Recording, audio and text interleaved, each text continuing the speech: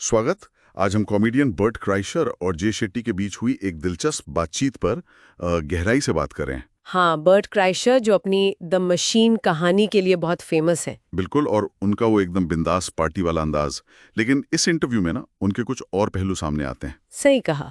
हम यहाँ कोशिश करेंगे बर्ट के अपने पिता के साथ जो उनका कॉम्प्लेक्स रिश्ता रहा है उसको समझने की। और उनकी परवरिश का उन पर क्या असर हुआ, शोहरत को वो कैसे देखते हैं, उनका मेंटल हेल्थ, इन सब पर बात करेंगे। हाँ, और ये इंटरव्यू काफी लंबा था तो हमने इसमें से कुछ सबसे खास, सबसे यादगार हिस्से चुने हैं जिन पर हम फोकस करेंगे। ठीक है, तो फिर शुरुआत करते हैं उनके पिता के असर से। ये काफी गहरा प्रभाव लगता है। उनकी सोच थी लड़के रोते नहीं। हाँ, ये मानसिकता काफी पुरानी लगती है। बर्ट ने किस्सा भी सुनाया था। 11 साल के थे, बेसबॉल बैट से मुंह पर चोट लगी, दांत टूट गया। ओहो। और पिता ने कहा खेल खत्म करो। मतलब कमाल है।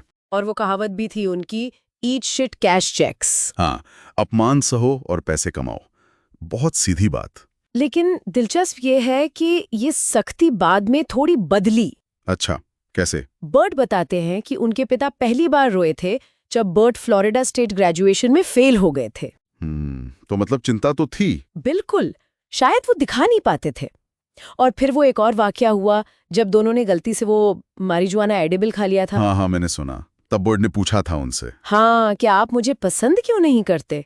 ये पूछने में बहुत हिम्मत लगी होगी। यकीनन। और जवाब क्या मिला? पिता ने कहा कि वो प्यार तो करते हैं, पर बर्ट की लाइफस्टाइल उन्हें समझ नहीं आती। उन्हें डर लगता था कि वो बर्ट को खो देंगे। होय, ये तो काफी इमोशनल मोमेंट रहा होगा। बहुत। और उसके बाद ही उनके पिता ने बर्ट के लिए कार्डियोलॉजिस्ट का अपॉइंटमेंट लिया।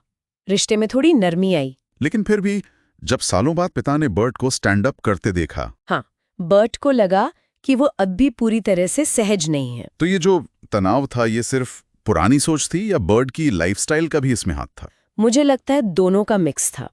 पिता एक अलग पीढ़ी के थे और बर्ट का करियर, उनका अंदाज, वो सब बहुत अलग था। सही बात है। पर बर्ट ने इस सब से निपटने का एक तरीका निकाला, हास्य। हाँ, वो मुश्किल चीजों को भी मजाक में बदल देते हैं।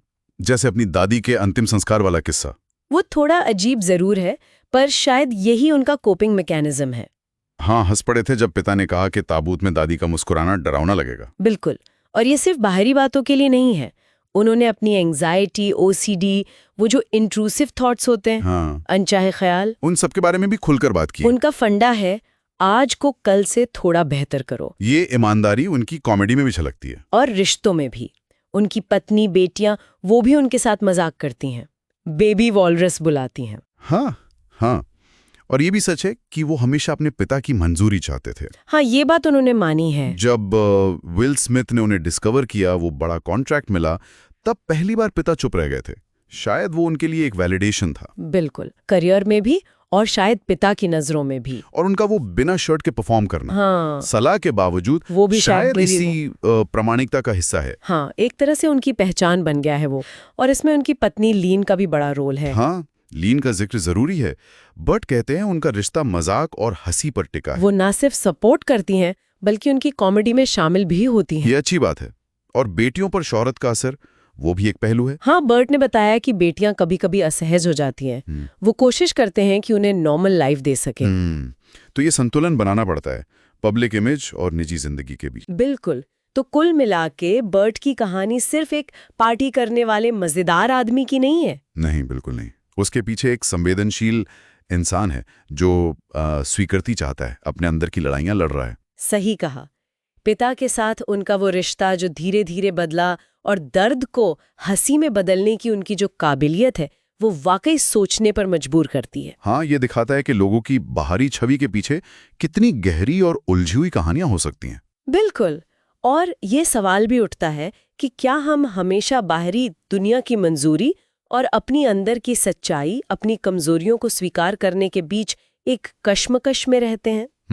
ये सोचने वाली बात है। एक दिलचस्प सवाल छोड़ जाता है ये।